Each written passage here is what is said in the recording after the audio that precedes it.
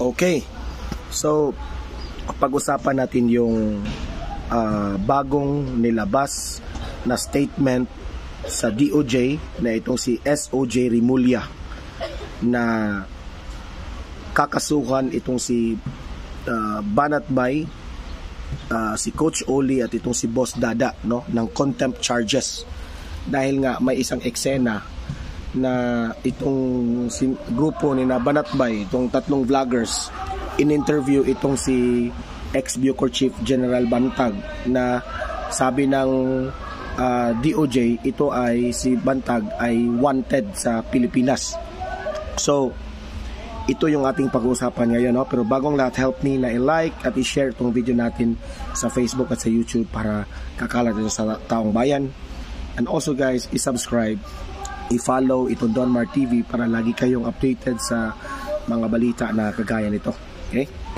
So ayan na nga, pag-usapan natin itong bagong statement ni SOJ Rimulya na bawal pala yung vlogger ka at nag-interview ka ng isang wanted sa bayan natin, no?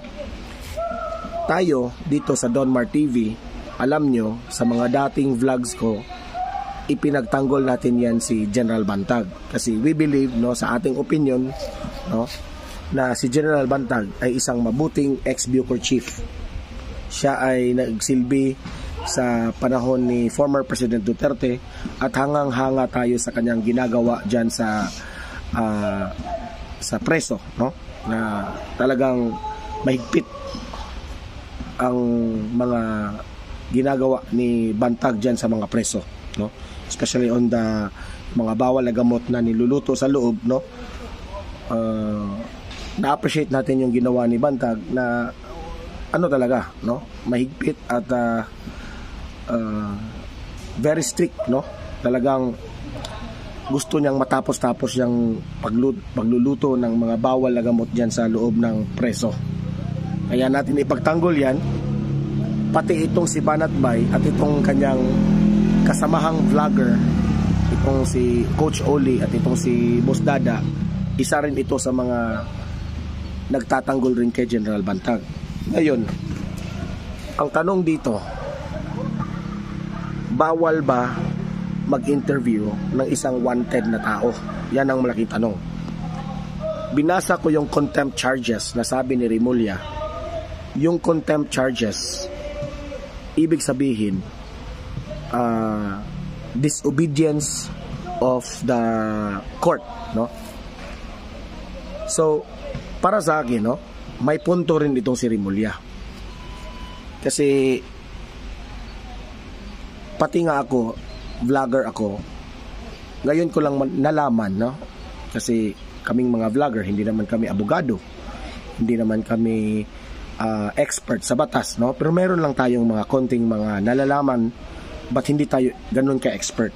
Ngayon ko lang nalalaman na bawal pala yun na mag-interview ka ng isang wanted kagaya nitong si General Bantag na in-interview ni Banatbay. So ang malaking tanong dito, tama ba itong ginagawa ni Rimulya, no? So basing on the contempt charges na binasa ko, disobedience of the court, no? Kasi ang kaso na ito ni General Bantag is ongoing.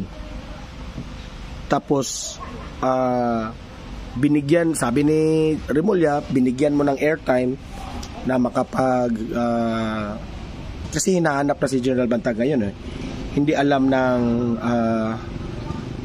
mga DOJ at kapulisan natin kung saan si General Bantag. So hinahanap siya. Ngayon, in fairness naman kanina Banatbay, no, itong mga vloggers na ito, sa online lang sila nag-interview ng General Bantag. Hindi nga nila alam kung saan si General Bantag. Pero di ko alam na isang disobedience pala yon sa korte. Kasi may tinatawag si Rimulya na proseso ng batas, no? So para raw sa ginagawa raw ni Banatbay at itong dalawang vloggers na ito, sila tatlo, parang ginugulo raw nila ang proseso ng batas ng korte. Okay? Yan ang statement ni Rebulla. Tayo naman dito sa Don Mar TV, magbigay lang tayo ng opinion dyan, no? Yan si Banatbay, fina-follow natin yan, nakikinig tayo yan noon, no? Nung panahon na nag-Isko Moreno siya, hindi na ako nakikinig sa kanya, hindi na ako nanood sa kanyang mga vlogs, no? At parang ayoko rin yung kanyang mga banat tungkol kay PBBM, no? Pero yung tungkol sa pagtanggol niya kay ex-Bucor Chief General Bantag na wanted ngayon, parang magkapareha kami ng opinion ni Banatbay dyan, no? Kasi ako, gusto ko yung pamamalakad ni Bantag dahil sa itong si former President Duterte merong trust dito kay General Bantag, no? Kaya ako believe ako sa kay Duterte at itong sa pag-handle ni General Bantag, kaya nga ipinagtanggol natin yan. Pero itong ginagawa ngayon ni Banatbay, siguro hindi nila alam na labag pala sa batas yung pag-interview nila. Okay? Sa akin naman, kay Remulla, no, merong mga interview itong si, no, iba ito ha, merong interview sa media like itong SMNI, in-interview itong si Congressman Teves. Si Congressman Teves nga nagpa-interview rin sa CNN, I think, no? Merong mga media at that time also. I don't know if wanted ba at that time itong si Congressman Teves, no? Expelled Congressman Teves. Para sa akin, no, parang pariha lang sa ginawa ni Banatbay yun, no?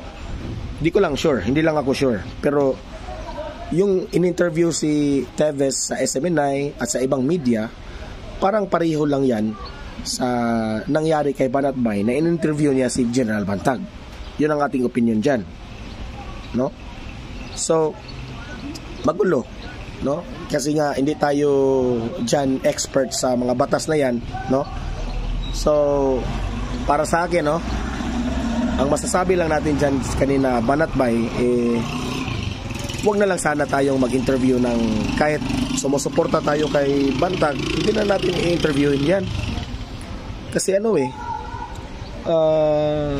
kasi gusto nyo i-interviewin nyo si Bantag, no, for the views.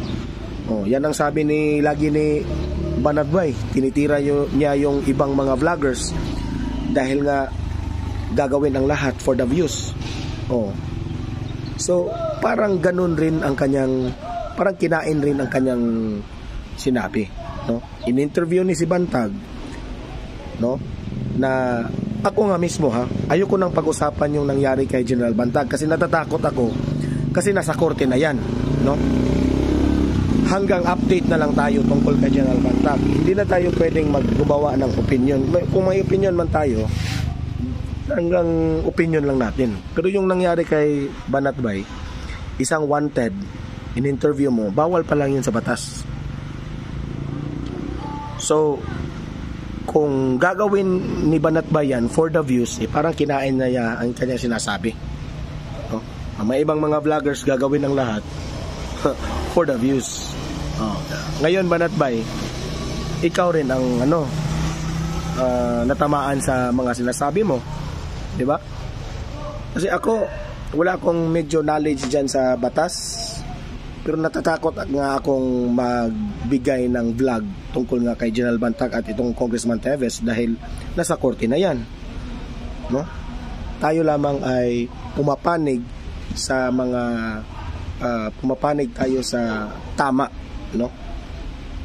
So yung kay Teves naman, no, Congressman Teves, yung nagkita sila bago ngayon ni Pacquiao sa Timor-Leste, hanggang update lang tayo. Hindi ako makapag-comment tungkol sa side ng DOJ, hindi rin ako makapag-comment, makapag-react tungkol sa side ng kay Congressman Teves dahil nasa korte na nga yan, may official ng case, no? So hope itong si Banatbay ay lesson learned sa kanya itong nangyari. lesson learned, kasi seryoso na ito eh. Ha? Nag-file charges na ang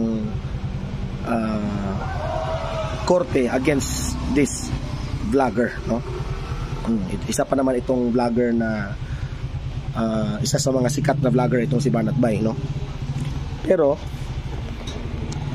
kahit nga ganun, walang pinipili ang batas, no? Kahit sino ka man, sana kung darating ang time na mabigyan na sila ng charges, i-respetuhin ni Banat Bay yun, no? At alam kong re-respetuhin niya. They will face the charges against them, no? So anong masasabi nyo dito? Comment, react kayo, at pag-usapan natin dito sa comment section. Okay? So anong masasabi nyo? Tama lang ba ang ginagawa ni SJ Rimulya tungkol sa kay nila Banat Bay at anong mga vloggers na to? At tama lang bang in-interview ito ng mga vloggers itong si Bantag para makapag-express sa kanyang sarili? Okay? Comment, react, babasahin natin yan inyong mga comment dyan. Okay? Like, share this video para kakalat ito sa taong bayan. Subscribe, follow Don Mar TV para lagi kayong updated sa mga balita na kagaya nito. Okay? So, see you in my next video. Have a great day. God bless inyong lahat.